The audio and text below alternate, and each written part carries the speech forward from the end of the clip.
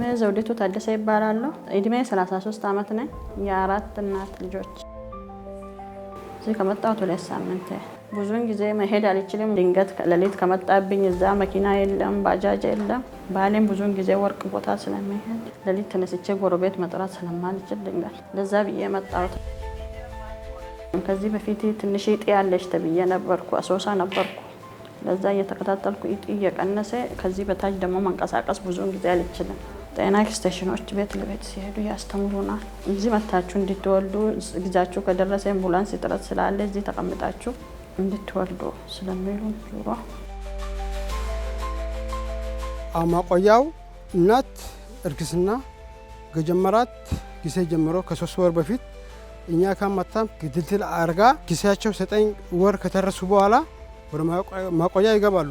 ጊዜያቸው እስከሚደርስ ምጥ እስከሚጀምራቸው እዛው ሆኖ የወሊድ አገልግሎት ሁሉም ያገኛሉ። ከዚህም በፊት እናቶች ሞት ይስተዋላል። ግን ማቆያ አገልግሎት ከጀመረ ወዲህ በእኛ ተቋም ላይ አንድ እናት ሞት አስተናግደን አናውቅም። ድሮ እንደዚህ አልነበረም። አምሶላም ቅያሬ የለም ነበረ። አሁን ግን በየ1 ቀኑ በየ2 ቀኑ አምሶላ ይቀየራል።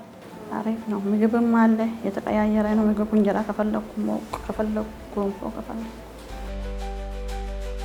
የሚያገኙ ሰርቪሶች አልካም በነፃው ነው የሚያገኙ። ሻወር ቤትም አለ፣ መስናናት አለ፣ ምግብ፣ መጠጥ፣ ውሃ ሁሉም የሻወር የሚሆን ሁሉም ያገኛሉ።